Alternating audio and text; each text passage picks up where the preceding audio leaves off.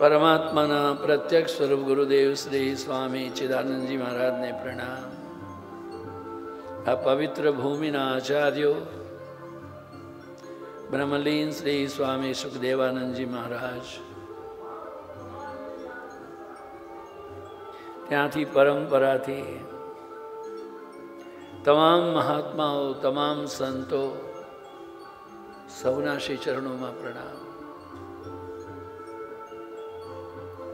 भगवती भागीरथी माँ जगत जननी जगदम्बा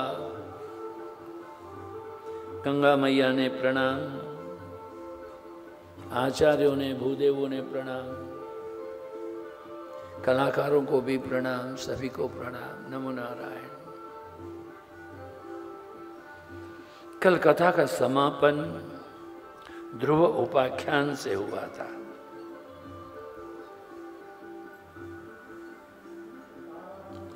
मनु महाराज के 3 पुत्रियां थी, उसमें 2 पुत्र थे, उत्तानपाद और प्रियव्रत। हमारे योगाभ्यास में एक आसन होता है उत्तानपाद आसन, सीधा लेटना फिर पाँव को उठा देना। लोग रहते हैं 30 सेकंड, 40 सेकंड, कोई 1 मिनट, कोई 2 मिनट, कोई बहुत जबरदस्त रहता है, हजारों में एक तो 5-6 मिनट रह जाता है, उसके आगे नहीं। जब पाँव ही ऊपर उठा लो तो फिर संतुलन कहाँ रहेगा। जिस व्यक्ति के जीवन में संतुलन नहीं है, ये संतुलन होता क्या है? विचार शुद्धि, व्यवहार शुद्धि, आचार शुद्धि, ये संतुलन होता है। यद मनसी तद वचसी तद कर्मणि, जो मन में है वही वचन में, वही कर्म में हो। जो जीवन आडंबर शून्य है, दंभ शून्य है, निष्कपट निष्पाप है, वही संतुलित जीवन है। उत्तानपाद की 2 रानियां सुनीति सुरुचि। सुनीति, इसके जीवन में नीति अच्छी हो। सुरुचि, जो केवल विषय वासना में लंपटता हो, आंखों से अच्छा दिखना चाहे, कानों से अच्छा सुनना चाहे, मुंह से कुछ विशेष खाना चाहे, स्पर्श करना चाहिए, शब्द स्पर्श रूप रस गंध, इन तन्मात्राओं में जो लंपट है वो सुरुचि है। उत्तानपाद रहेगा तो सुनीति से प्यार नहीं कर सकता है, वहां सुरुचि ही हो सकती है। संतुलित बने रहे हम। सुनीति के पुत्र हैं ध्रुव। सुरुचि तो सुंदर इंद्रियों की, विषयों की इच्छा करती है। उत्तानपाद की रुचि भी सुरुचि में रही। सुनीति के पुत्र का नाम ध्रुव है। ध्रुव का अर्थ होता है निश्चय, दृढ़ता, स्थिरता, स्थैर्यता, धैर्यता। इन्हीं गुणों वालों को ही परमात्मा की प्राप्ति होती है। जैसे कहा कि उत्तानपाद सिंहासन पर बैठे थे, ध्रुव भी चाहते थे, किंतु माता ने कहा, सुरुचि ने कहा, मेरे गर्भ से जन्म ले, अर्थात मृत्यु को प्राप्त हो। व्यक्ति मात्र जो है अपने जीवन में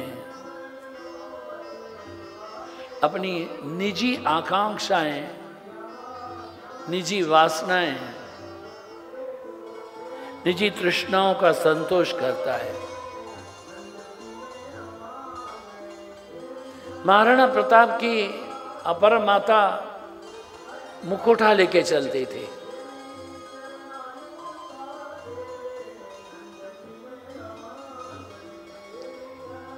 बाहर से बहुत करते, मेरा बेटा, मेरा बेटा, किंतु एक भी क्षण ऐसा नहीं था कि वो कैसे प्रताप को मार सके, इसके लिए वो उद्यत ना हो। बचपन से जहर देना, कष्ट देना, कितना प्रकार का कष्ट। उसका अपना बेटा था, उसने अपनी माता को गोली मार दी। उन्होंने यह सिद्ध किया, नहीं नहीं नहीं, प्रताप ने गोली मारी है। प्रताप को फांसी तक देने की बात चली गई।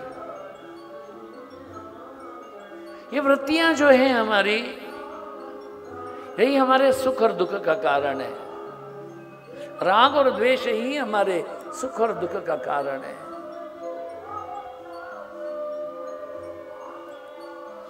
ध्रुव जी जंगल गए, ध्रुव जी ने सांस को नियंत्रित किया है। एक पांव पर खड़े हुए हैं। एक पांव पर खड़ा होना उसका मतलब होता है एक ही वृत्ति में रहना। सुई के डोरे को यदि आप सुई के छेद में डालना चाहें, अगर डोरे में एक फाइबर आउट रहेगा, वो अंदर नहीं जा सकता है।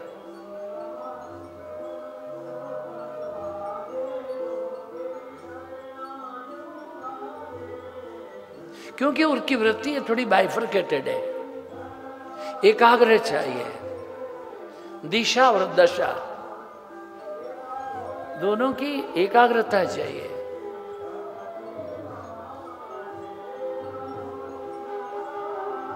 ध्रुव ने नाक भी बंद करके सांस को रोका। समग्र ब्रह्मांड का सांस रुक गया है।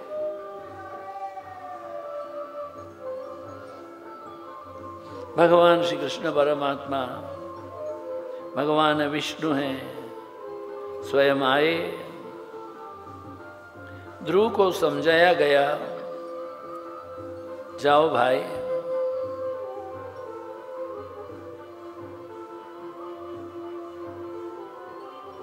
और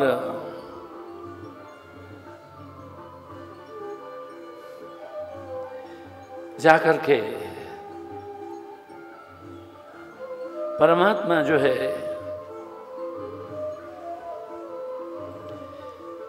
इनकी कृपा की दृष्टि ध्रुव पर रहे।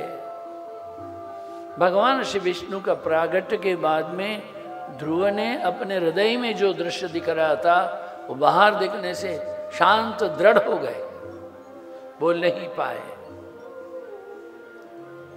अपना शंख है ध्रुव जी के गाल पर स्पर्श किया है।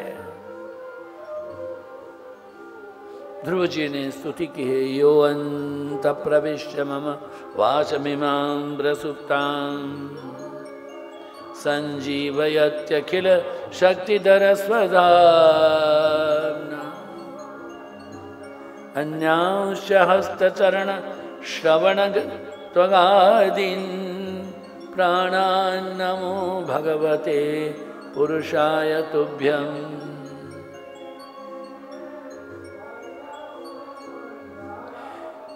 आप सर्वशक्ति संपन्न हैं। अंतकरण में प्रवेश करके तेज से आपने मेरी सुसुप्त वाणी को चेतना प्रदान की है। मेरे हाथ, मेरे पांव, मेरी त्वचा, मेरी इंद्रियां, ये तमाम को आप चैतन्य प्रदान करने वाले हैं। ऐसे अंतर्यामी भगवान, ये चेतना की मूर्ति में आपको प्रणाम करता हूँ। मेरी बुद्धि में प्रवेश करके सत्कर्म की प्रेरणा देने वाले प्रभु को मैं पुनः पुनः प्रणाम करता हूं।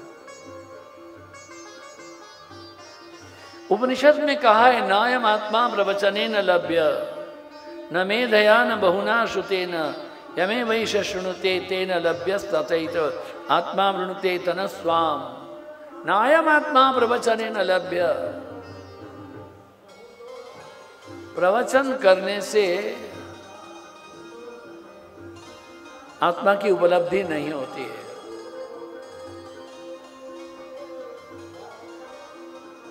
नायम आत्मा न मेधया, बुद्धि के तर्क से भी नहीं होती है। न बहुना श्रुते न, हमने 100 कथा सुनी है। सुनिए, आप कथा में बैठे थे, कथा आपके भीतर गई है क्या?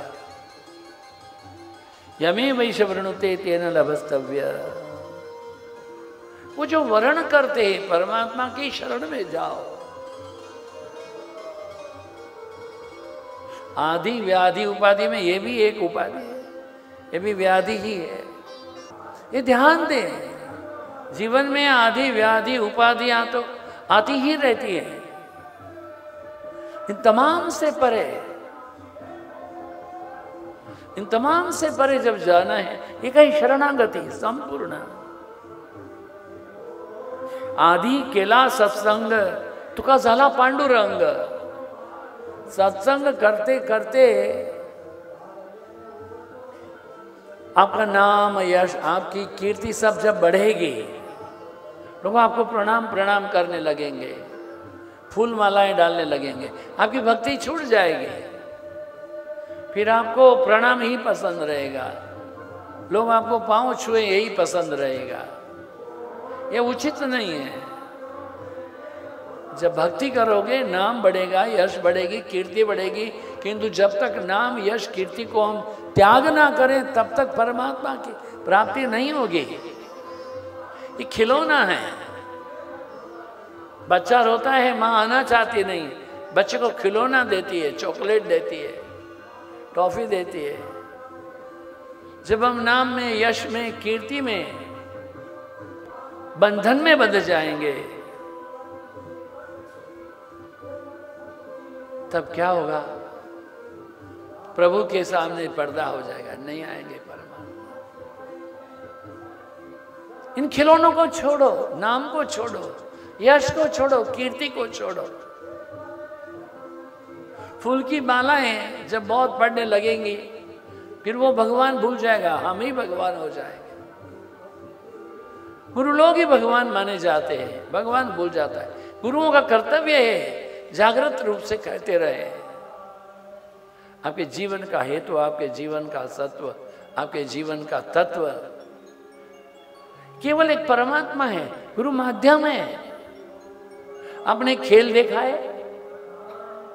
एक बड़ी रस्सी बांधी जाती है, एक पोल लेकर के आते हैं, जोर से पोल को नीचे डाउन करते, रस्सी को कूद जाते हैं। खेल देखा है आपने? वो जब रस्सी को कूद जाते हैं तो उस समय ये पोल को लेके जाते हैं कि पोल को छोड़ देते हैं? छोड़ देते हैं। गुरु हमको वहां तक लेके जाएंगे, बाकी गुरु को छोड़ना है। गुरु हमको परमात्मा के द्वार तक लेके जाएंगे, किंतु भीतर जाकर के वहां जाने की जो रुचि, वहां जाने का जो कर्तव्य है, तुम्हारे हमारी तमाम बातें। आदि केला सतसंग तुका झाला पांडुरंग। ध्यान से भजन राहीना मूळो स्वभाव जाईना। माताए छोकराने मोटो कर्यो छे, माता ने पिता ने बच्चों को बड़ा कर दिया, पढ़ाया लिखाया गुनाया, उनके विवाह कर दिए। तब तक माँ भी ठीक थी, पिताजी भी ठीक थे, मगर जब शादी हो गई, आप लोगों ने मेरे लिए किया क्या है? ये जो वृत्ति है ना, उससे परे उठना है। माता पिता ने आपको जो ज्ञान दिया है, जीवन दान दिया है, पढ़ाया लिखाया, उनके बाद में आपने मेरे लिए किया क्या है? ये सबसे पहला पाप है। दूसरा है, गुरु ने आपको विद्या दी, बाद में गुरु के लिए कुछ गलत, असत्य, अभद्र बोलना, ये दूसरा पाप है। तीसरा है, डॉक्टर आपकी दवाई करते हैं, आप अच्छे हो गए और कहेंगे भाई आपके डॉक्टर बहुत अच्छे। क्या अच्छे थे? चामड़ी चेरी ली थी। अरे आप अच्छे हो गए हैं, दवाइयों का पैसा देना पड़ता है, किंतु उसमें आपकी रुचि नहीं है। और अंतिम बात है, सेठ है, उसके पास में आपने 40 साल तक काम किया, काम के बाद में जब आपको निवृत्ति होने लगी, तब सेठ ने आपके हाथ में 50 लाख दे दिया, 50 लाख रुपया देने से लोग बोलेंगे वाह क्या वाह, मैंने उसको 50 करोड़ का धंधा करा दिया है, अब इसमें 50 लाख देता है तो क्या बड़ी बात करता है। हमारे प्रति जिनका उपकार है उनको आजीवन तक नहीं भूलना। नारायण त्यांचे भजन राखीना, परमात्मा के भजन से हम नहीं रह सकते। मूल स्वभाव जाइना, हमारा जो स्वभाव है वो स्वभाव क्या है? हरि हरि हरि, एकमात्र हरि के भजन का स्वभाव। ध्रुव जी हैं, उनका आगमन हुआ, आनंद हुआ है। ध्रुव जी के पिता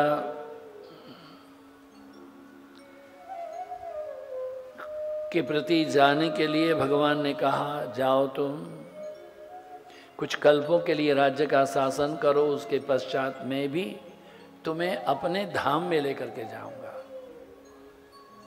ध्रुव ने आशंका व्यक्त की, महाराज मुझे मेरा पूर्व जन्म याद आ रहा है। ये संसार की जो ये ताने बाने हैं उसमें मैं फिर से फंसना नहीं चाहता हूं। नारायण। प्रभु ने कहा चिंता मत करो, ऐसा नहीं होगा।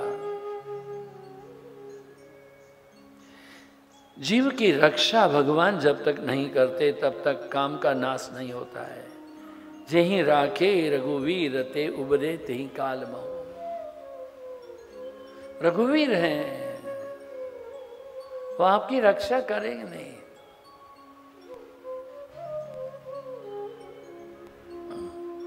ध्रुव जी का आगमन होने से पिताजी को आनंद हुआ है। भागवत जी कहते हैं कि ध्रुव जी ने मृत्यु के मस्तक पर पांव रख करके वैकुंठ गए थे।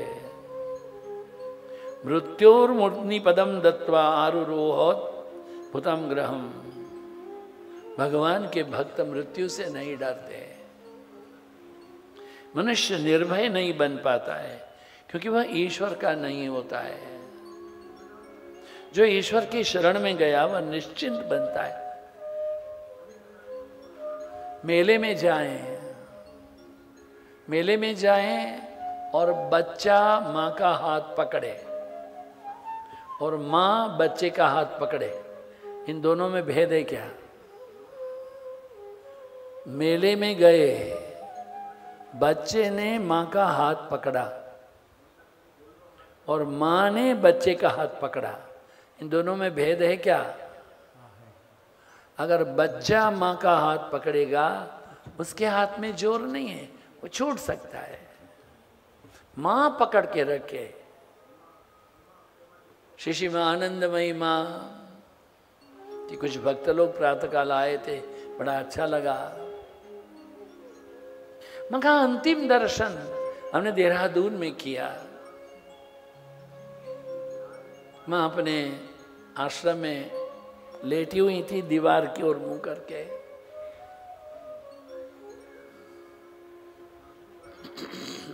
ओएनजीसी के मैनेजिंग डायरेक्टर कर्नल वाही, उनके धर्मपत्नी प्रेम वाही, हम तीनों बैठे रहे, किसी ने रोका नहीं, पूरा कक्ष खाली था। माँ का चेहरा दीवार की ओर है। कुछ देर के बाद भी माँ ने करवट बदली, हमको देखती रही। माँ पूछा, बाबा मन में क्या ख्याल? माँ एक ही ख्याल, गुरु का शरण ना छूटे। अभी शंका है? नहीं माँ, अभी शंका नहीं है। हमने तो गुरु को पकड़ रखा है, अब गुरु पकड़ ले, बस यही चाहते हैं।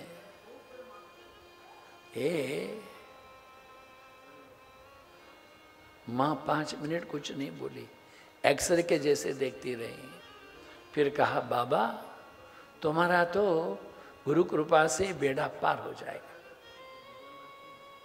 हमने हमारे बड़े महाराज जी से कहा, आज माँ ने ऐसे कहा है। हाँ क्या कहा, फिर से बोलो। तुम्हारा तो गुरु कृपा से बेड़ा पार हो जाएगा। हमारे गले में हाथ डाल के गुरु भगवान ने कहा, तुम्हारा बेड़ा पार करने के लिए तो मैं जी रहा हूं। ये हमारी जो गुरु के प्रति निष्ठा हो, शरणागति हो।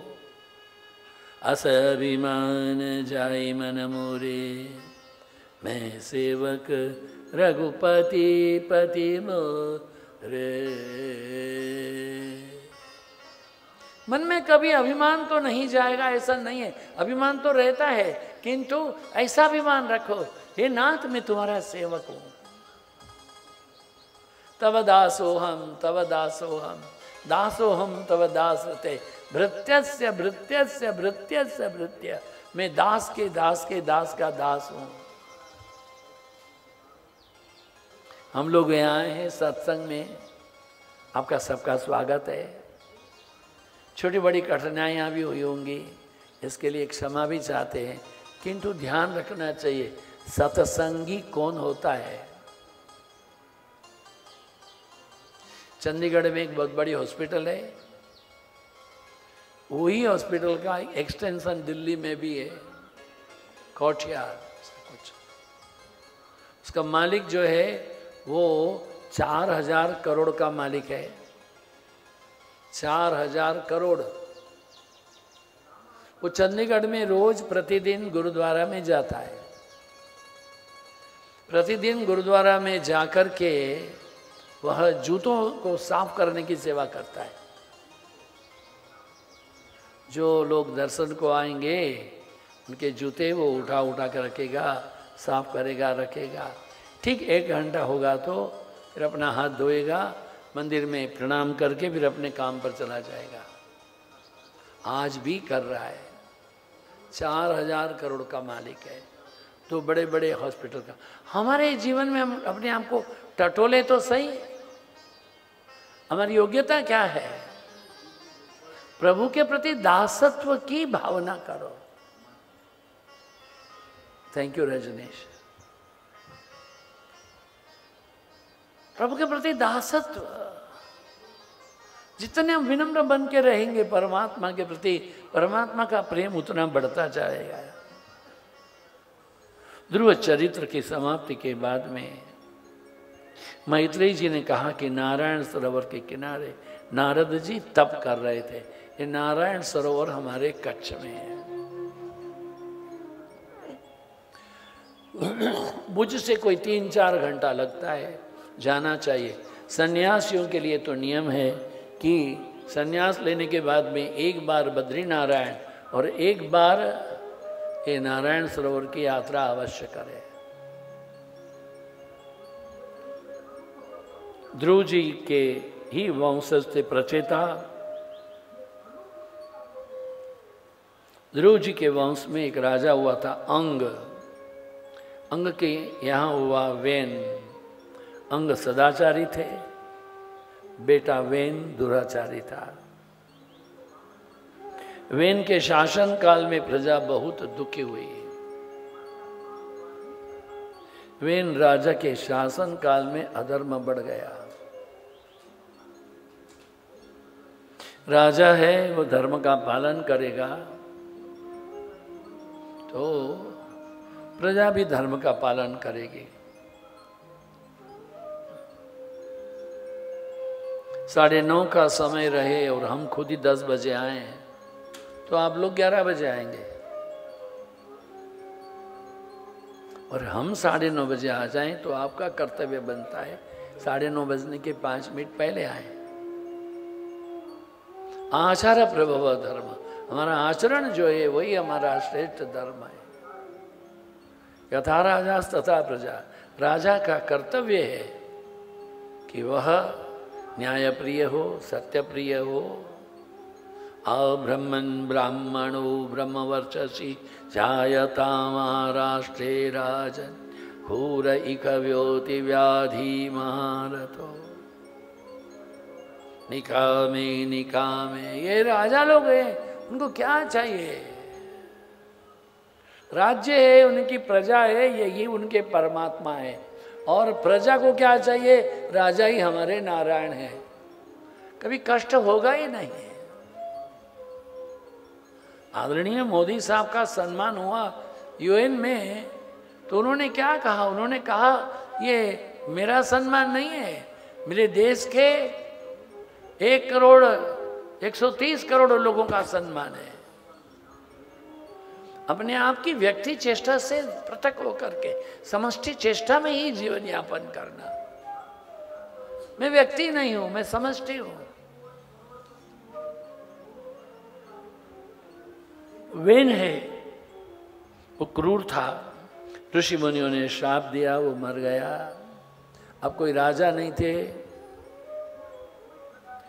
उसके एक अंग का मंथन किया गया, उसमें से काला पुरुष प्रकट हुआ था। शरीर के नीचे के भाग से मंथन किया गया। नाभि के नीचे का भाग है वो सुख के लिए नहीं है। नाभि के ऊपर जो प्राण है उसको प्राण कहते हैं, नाभि के नीचे जो है उसको अपान कहते हैं। जो अपान वायु है वो शुद्ध वायु नहीं है, वह अशुद्ध वायु है।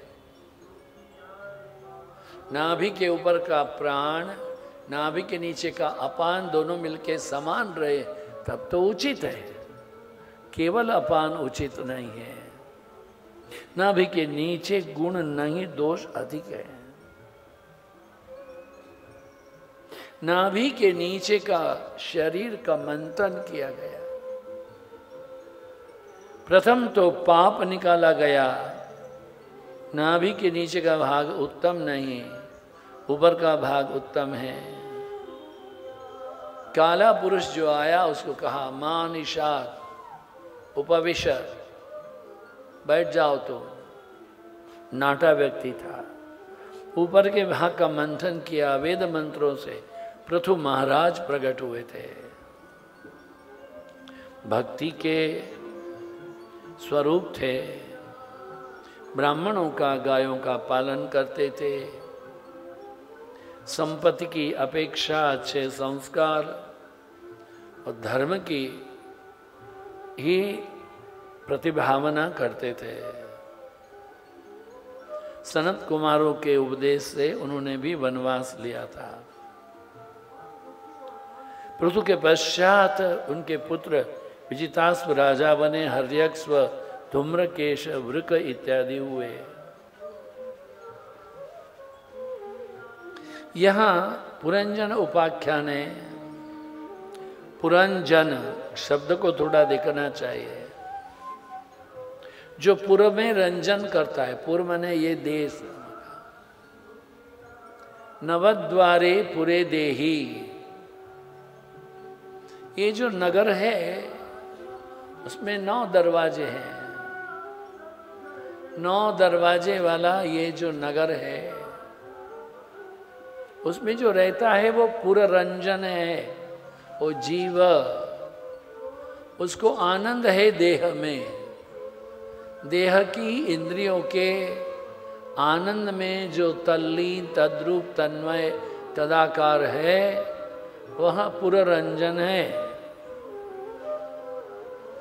उसका एक मित्र था अविज्ञात। कौन है अविज्ञात?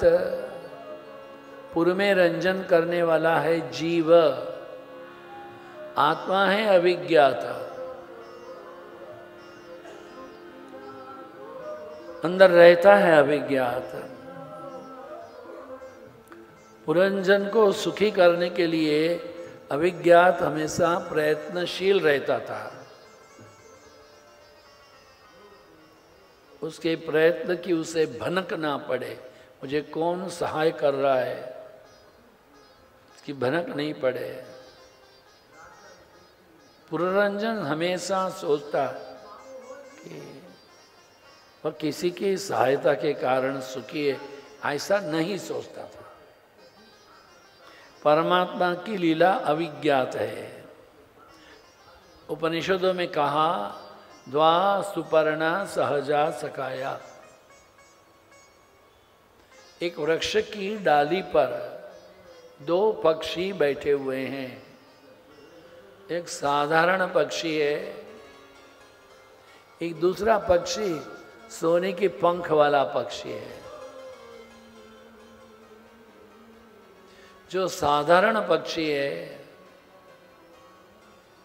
वो यहाँ उड़ता है, वहाँ उड़ता है, ये फल खाता है, वो फल खाता है। जो पक्षी शांत बैठा है वो पक्षी बोलता है ये फल नहीं खाना, कड़वा लगेगा, बाद में दुखी होगे, ए तेरे को क्या है, खाने दे। फिर वो खाता था, दुखी होता था। हमारे भीतर एक आत्मा है, हमें योग्य अयोग्य के प्रति जागृत करती है। श्रेयश्च प्रेयश्च तौ संपृक्त विविनक्ति धीरः, उपनिषद ने कहा है। श्रेय और प्रिय के भेद को जानना चाहिए। श्रेय जिसमें आपका कल्याण है, प्रिय जो आपको आनंद देता है, इंद्रिय जन्य आनंद, शब्द स्पर्श रूप रस गंध, ये आनंद जो देता है। जीव को चटपटा दिख रहा है, ये जो हमें अब अपने कल्याण के बारे में नहीं सोचते, हमारे उपभोग के बारे में सोचते हैं। जो उपभोग करने वाले हैं वो उपभोग करने के बाद में वह दुखी होते हैं।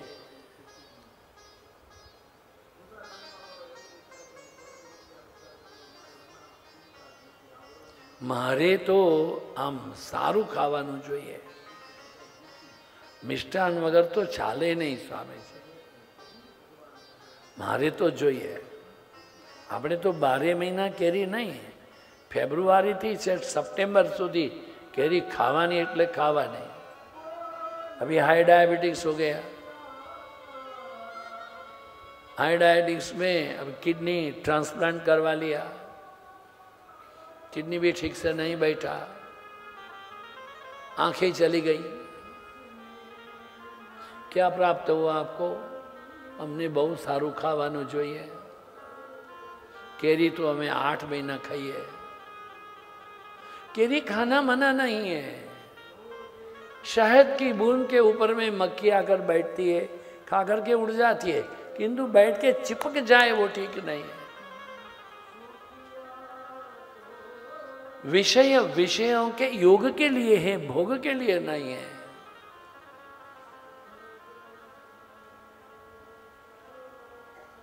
पुरंजन के भीतर एक दोष अविज्ञात उसको हमेशा कुछ कुछ कहेगा। पुरंजन जीवात्मा है, वो सोचता नहीं वो किसके कारण खुशी है। वह यहाँ वहाँ घूमता है 9 द्वार वाली नगरी में, चूंकि मानव शरीर। एक दिन उसको एक सुंदरी से मिलन हुआ है। पुरंजन ने उसका परिचय पूछा। किसी ने कहा यह तो नहीं जानते कि हम कौन हैं, कि तो हम आपको सुखी अवश्य करेंगे। पशु जाति भेद मानते हैं। भैंस को देखने से बैल विकारी नहीं होता है, ध्यान दें।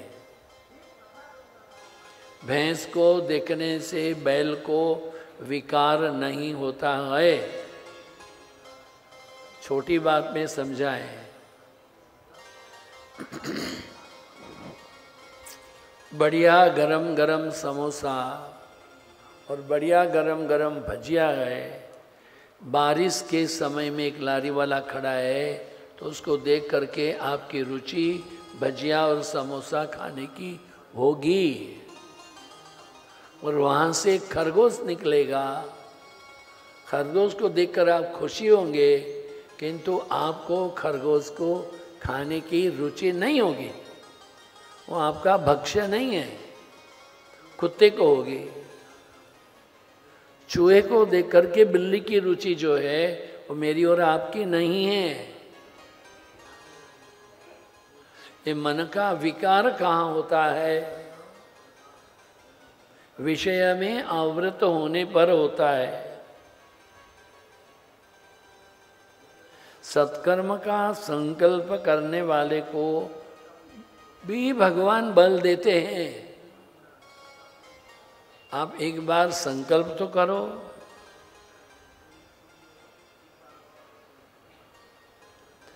पुरंजन के प्रति एक कन्या ने कहा कि मैं आपसे विवाह करूंगी। तो पुरंजनी है, बुद्धि है, 11 इंद्रियों के सुख भोग की इच्छा करती है, 1100 संतान है। पुरंजनी बुद्धि, संतान क्या है? हमारी इच्छाएं, हमारी कामनाएं, हमारी वासनाएं। हमारे भीतर में there is no end of Dzire.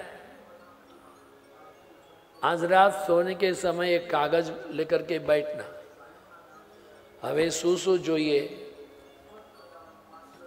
क्या क्या करना बाकी है, क्या क्या करना पड़ेगा, कि लंबा लिस्ट हो जाएगा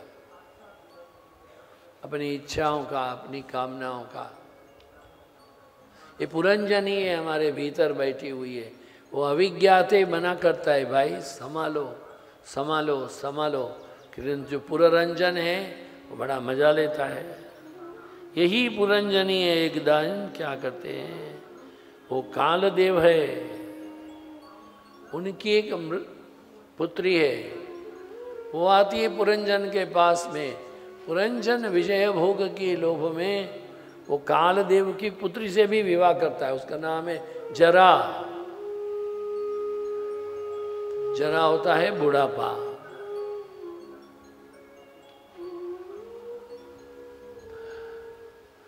ऐसा कथा में हम लोगों ने सुना है कि दशरथ का एक बाल सफेद हुआ तो उन्होंने कहा कि अभी हम राम को राजा बनाएंगे। एक बाल सफेद होने तक वो राम को राजा बनाने की बात सोचते हैं। हम तो बाल कितने सफेद होते रहे उसको रंग ही कराते रहते हैं। हम बालों के रंग को पुनः काला दिखाने में हमारी सभ्यता बनी हुई है, किंतु मानव जीवन का जो मूल्य है, मानवता, जीवन का लक्ष्य एकमात्र परमात्मा की ध्यान दें। ये परमात्मा कोई कथा का विषय नहीं है, वो जागृत है, अभी भी है। हम लोग तो कितना अनुभव करते चले आए, कल्पनातीत। गुरुदेव श्री स्वामी शिवानंद जी महाराज के शताब्दी के पूर्व प्री सेंटेनरी प्रचार यात्रा में गए। उड़ीसा में कोई एक जगह में 11 बजे कार्यक्रम था। 4 घंटा ड्राइव किए थे हम लोग, सवेरे 6 बजे के चले थे। अभी एक नदी पर आए, नदी में आधा पुल था, आधा टूटा, आधा नहीं है। अभी क्या करना, कहाँ जाना पता नहीं। ये जो हम बात कर रहे हैं वो 1985 की दिसंबर की है।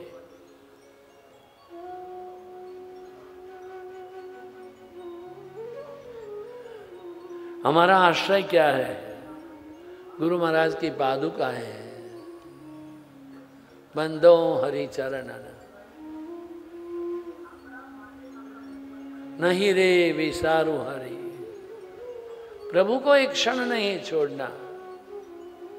कहां से पहाड़ से कोई एक आदिवासी आया, वो क्या बोलता है हम नहीं समझते थे। बोलता तो उड़िया भाषा ही था, किंतु हम लोग के साथ में दासरथी नाम का एक ब्रह्मचारी था, वो समझता है। वो दासरथी उड़िया बोल सकता है, यही बोल सकता है। ज़्यादा हिंदी पता नहीं, अंग्रेज बिल्कुल पता नहीं। वो ट्रांसलेट करके बोल रहा है, ये बोल रहा है क्यों आपको यहाँ आने के लिए किसी ने रोका नहीं क्या? बताया नहीं पुल टूटा है? नहीं बताया। जाओ वापस। अरे वापस कहाँ जाएंगे, सामने तो नगरी दिख रही है, वहीं जाना है। तो क्या करोगे, यही तो सोच रहे हैं क्या करेंगे। तो जाओ वापस। सवेरे से चाय नहीं पिए, नाश्ता नहीं किए, सब मूड ठीक नहीं है, आप बोल रहे हो जाए वापस। तो चाय चाहिए। कुछ ऐसा विचित्र आवाज किया, 2-4 बच्चे आ गए, गरम गरम चाय लाए, गरम गरम दूध लाए, केले, संतरे और सेब की पेटियां ले आए, खाओ। दूर तक देखो तो भीड़ जंगल के अतिरिक्त तो कुछ भी नहीं है। उन्होंने कहा महाराज जी नदी में पानी बहुत ज़्यादा नहीं है, उतरो। वो पहाड़ है, वहाँ से उतरने को बोला। हम लोग उतरे, इन लोगों ने गाड़ी उठाई, पूरी की पूरी गाड़ी, एक नहीं 2 गाड़ियाँ थी, आदमी का झोंगा था, गाड़ी उठा ली, नदी पार करके सामने ले गए, जाओ बैठो और जाओ। फल तो वही लाए थे, उन्हीं में से हमने कुछ पैसे फल दिए, पैसे देने के लिए चेष्टा की, मना कर दिए वो लोग। कहाँ से हवा में से आए, हवा में चले गए, हम कभी नहीं भूलेंगे। भवानीपटना है, भवानीपटना, भवानीपटना के पास एक नदी भी है, वही तो ये भवानीपटना की बात है, दिसंबर की बात है, 1984 की बात है। उस यात्रा में गए थे, उनमें से कुछ लोग अभी जीवित हैं। शिवचिदानंद जी महाराज, स्वामी राम स्वरूपानंद जी महाराज, दासरथी, आई डोंट रिमेम्बर, हाँ नित्यानंद जी लक्ष्मण झूला में रहते हैं। हम कभी नहीं भूलेंगे उसको। भगवान कहीं से भी आ सकता है, वो हमेशा शंख चक्र गदा पद्म लेकर के नहीं आता है। हमारी निष्ठा चाहिए। पुरंजन ने जवानी में केवल पाप ही किया था, बाल्यावस्था वृद्धावस्था में तो सत्कर्म किया ही नहीं था।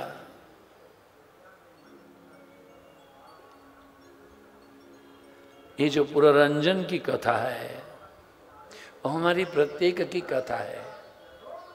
हम देह में रहते हैं, देह के गेह में रहते हैं, देह के भोग में रहते हैं, इंद्रियों के विलास में रहते हैं, किंतु हमने कभी सोचा नहीं है कि हमारे जीवन का लक्ष्य क्या है।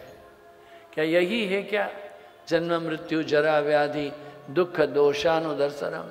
तमाम काम करो, प्रत्येक कार्य करते करते सतत परमात्मा का सुमिरन करो। परमात्मा का सुमिरन है, is a must, it's a sine qua non. सतत सोचते रहना, भगवान को छोड़ना। 88